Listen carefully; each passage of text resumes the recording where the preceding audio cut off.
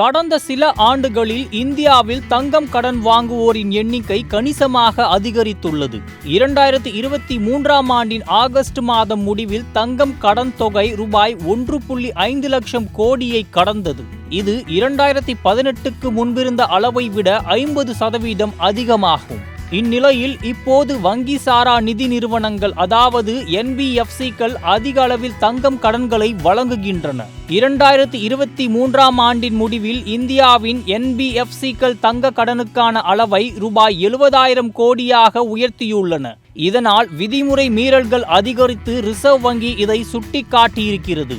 2023 செப்டம்பரின் முடிவில் தங்கத்தின் விலை ரூபாய் 50,000 முதல் 55,000 வரை உயர்ந்தது. இதன் காரணமாக பலர் தங்கத்தை அடமானமாக வைத்து கடன் எடுக்க தொடங்கினார்கள். விலை உயர்வின் காரணமாக பல குடும்பங்கள் தங்களின் பொருளாதார தேவைகளுக்கு உதவ தங்க கடன் எடுக்கின்றனர்.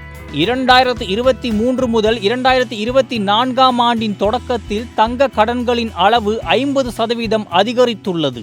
இது ரூபாய் 40,000 கோடி முதல் 60,000 கோடி வரை உயர்வை சுட்டுகிறது. ரிசர்வ் வங்கி தங்க கடன்களை வழங்கும் நிறுவனங்களுக்கு விதிகளை மீறியதற்காக தற்காலிக தடை விதித்துள்ளது.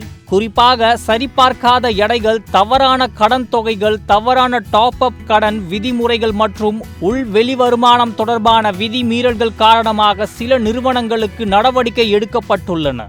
இந்தியாவின் கோல்ட் லோன் சந்தை குறிப்பிடத்தக்க வளர்ச்சியை கண்டுள்ளது. 1950 முதல் 3,350 டன் தங்கம் கடனாக பயன்படுத்தப்படுவதாக ஆராய்ச்சியில் வெளிவந்திருக்கிறது. இந்த பரபரப்பான வளர்ச்சியை கருத்தில் கொண்டு ரிசர்வ் வங்கி தங்க கடன்கள் தொடர்பான தவறான செயல்பாடுகள் மற்றும் மதிப்பீடு பிரச்சனைகளை சரி செய்ய சில முக்கிய நடவடிக்கைகள் எடுப்பதற்காக திட்டங்களை அறிவித்துள்ளது. RBI கடன் மதிப்பீடு மற்றும் கண்காணிப்பு முறைகளில் கடுமையான கட்டுப்பாடுகளை அமல்படுத்துவதற்கு திட்டமிட்டுள்ளது.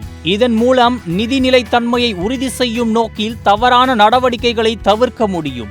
இதன் அடிப்படையில் RBI புதிய விதிகளுடன் தங்க கடன் செயல்முறைகளை இன்னும் கடுமையாக செய்ய முடியும் என்பதில் உறுதியாயிருக்கிறது.